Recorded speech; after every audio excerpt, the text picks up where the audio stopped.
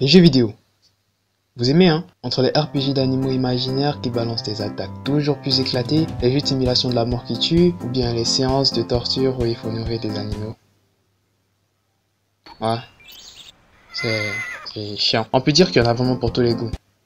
Vraiment, tous les goûts. Mais faut pas se laisser pourrir, ça a pas toujours été comme ça les jeux vidéo. À une époque, il y avait rien. Genre carrément rien, aucun jeu vidéo, il y avait rien.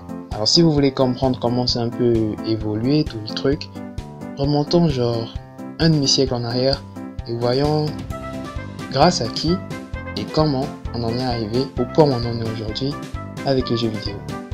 Sur ce, tout débute autour des années 50 avec ce mec-là.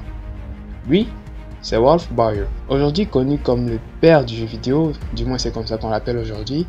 À l'époque, c'était un simple employé de chez Lowell Industries. Lowell Industries, c'est un constructeur électronique. Donc lui, un beau jour, on lui dit « Tu dois construire un truc qui est mieux que ce qu'il y a déjà sur le marché. » Il dit « Comment ?» On lui dit « Cherche une idée innovante. » Alors le mec, il s'assoit, il réfléchit, et c'est là qu'il a une idée de génie. Il se dit « Et si on mettait des jeux sur les télévisions ?» Idée de génie, il va dire ça à son boss. Eh boss, on pourrait mettre des jeux sur les télévisions, mais le boss il dit non. Il dit non. Alors le mec il rentre avec son idée de merde, il a convaincu personne et c'est juste quelques années plus tard qu'il arrive à Transistor Inc. Transistor Inc. c'est une entreprise où c'est lui le vice-directeur. Il se dit, ah, il y a 5 ans on a refusé mon idée hein. Maintenant c'est moi le boss, nique tout. Alors il prend son idée, il la met en pratique et après quelques années il se met en groupe avec son pote. Il s'appelle Bob Tremblay. Bob Tremblay, on n'a pas plus d'infos à son sujet. Vraiment très décevant. Et tous les deux, ils vont créer, le premier jeu vidéo. Son nom, c'est Chess Game. C'est vrai qu'on est bien loin de ce qu'on connaît aujourd'hui du jeu vidéo, mais déjà, c'est une bonne base parce que ça bouge, c'est intéressant, vous voyez. Mais bon, c'est pas encore trop ça. C'est pas encore un truc qu'on peut appeler du jeu vidéo. C'est dans les années 60-70, après que Ralph Baer ait un peu développé le truc, plusieurs personnes vont commencer à s'intéresser à l'industrie vidéoludique. Ils voient que ça pourrait être un marché porteur. C'est dans ce sillage-là que vont naître les premiers jeux vidéo. Il y aura d'abord Tennis Roadshow, qui apparaît à la même période que Chess Game.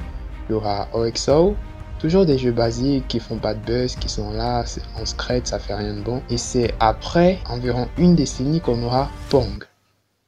On n'est plus au niveau des Space Wars, des jeux de merde. Pong, c'est vraiment un jeu qui a buzzé. C'est le premier jeu d'arcade qui va vraiment faire un carton. C'est vrai que c'est juste un simple jeu de balistique que n'importe quel lycéen pourrait faire aujourd'hui. Mais bon, à l'époque, c'était le feu. Tout le monde voulait jouer à Pong. Dans les arcades, fêtes foraines, mariages, tout le monde voulait jouer sur Pong. C'est là qu'on se rend compte que l'industrie vidéoludique, c'est un marché qui pourrait être vraiment porteur. Et de plus en plus de développeurs de jeux vidéo naissent et émergent des bas-fonds. Et c'est l'arrivée de Pong en 1972 qui va démocratiser le terme de jeu vidéo dans la totalité des États-Unis. Il va aider le terme de jeu vidéo à traverser les frontières pour finalement arriver au Japon.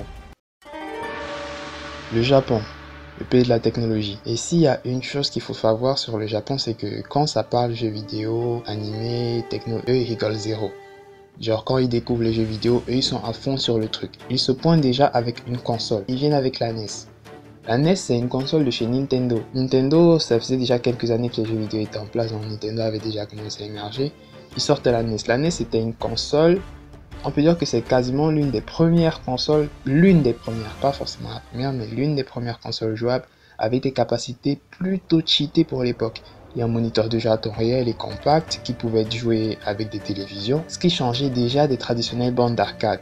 Trop grosse et qui manquait beaucoup de maniabilité. Super Mario Bros, Tetris, Zelda, Pac-Man, Donkey Kong, tous ces jeux iconiques sont nés sur cette console dans les années 80. On n'a qu'à voir les listes des jeux les plus populaires des années 90. Ils sont tous des jeunesses. Des jeunesses de merde, mais des jeunesses. Voilà. Et durant cette période, un autre support bien moins compact, mais aussi plus accessible à tout un chacun, voit le jour. On en a déjà parlé. C'est les bornes d'arcade. Les bornes d'arcade, c'est genre des grosses boîtes avec en général 2 à 6 boutons et un énorme joystick pour un joueur ou deux.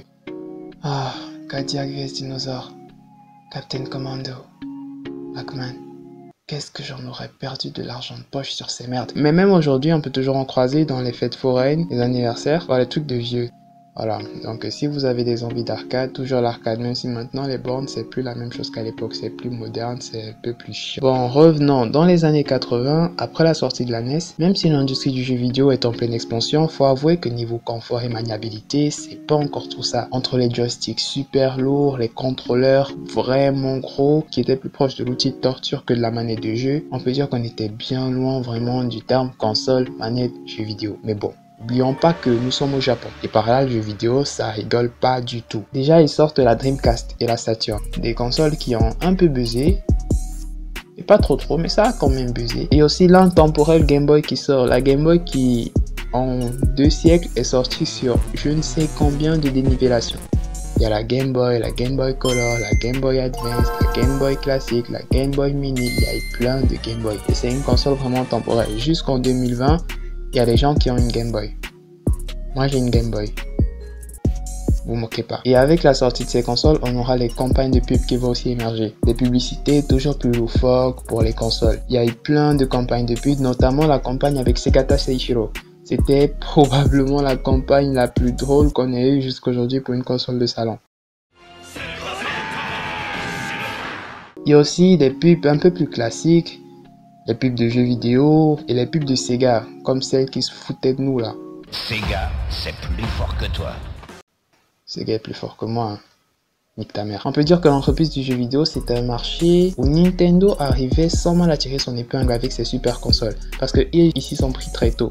Ils se sont lancés tôt. Donc même si toutes les tentatives de Nintendo ont pour la plupart été de francs succès, elles seront balayées avec la sortie de la PS1.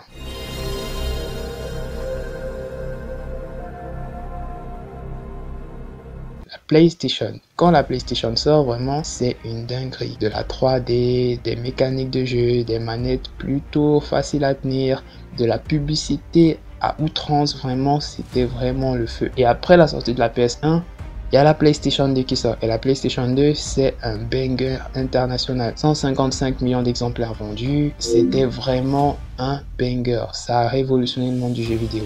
Et à partir de là, Nintendo, ils sont un peu dans le mal, vous voyez. Ils se sont fait niquer leur business. Et la PlayStation 1 et la PlayStation 2 vont vraiment démocratiser le terme de jeux vidéo en Occident. Et même au Japon, les PlayStation vont dévorer le marché, concurrençant de très loin les consoles Nintendo comme la Dreamcast, la Saturn ou la Nintendo 64, qui elles aussi faisaient du bon 3D. Et on se retrouve à un peu se perdre dans toutes ces consoles. À partir de là, il faut choisir un camp. Soit tu es dans la team Nintendo, soit tu es dans la team PlayStation. Même si entre ça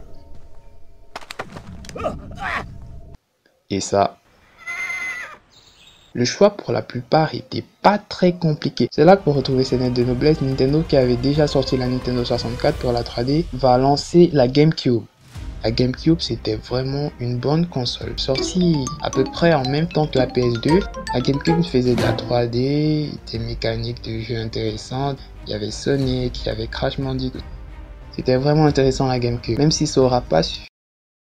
Parce qu'on va pas se mentir, hein. PlayStation c'était vachement mieux. Donc Nintendo va continuer à forcer avec les différentes DS. La Nintendo DS, la 2DS, la DSi, jusqu'à la 3DS. Rien d'extra. Ouais, il y a eu la Wii aussi. La Wii et la Wii U. La Wii et la Wii U.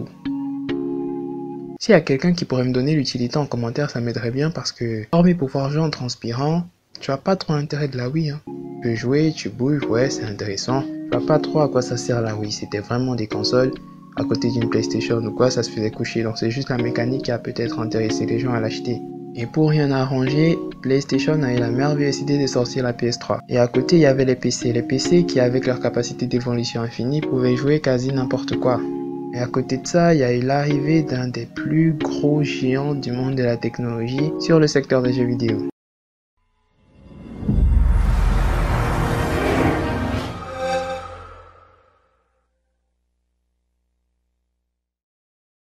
Déjà, avec la sortie de la Xbox en 2001, ils ont montré qu'il faut pas rigoler avec des fabricants d'ordinateurs. Ils peuvent créer n'importe quoi. Une véritable machine de guerre pour l'époque qui aura très rapidement su faire de l'ombre à la PlayStation 2 et même à la 3 ensuite avec l'arrivée de la Xbox 360. Capacité, mode multijoueur, tout ça. Vraiment, la Xbox c'était des dingueries intercontinentales. Fallait pas du tout passer à côté.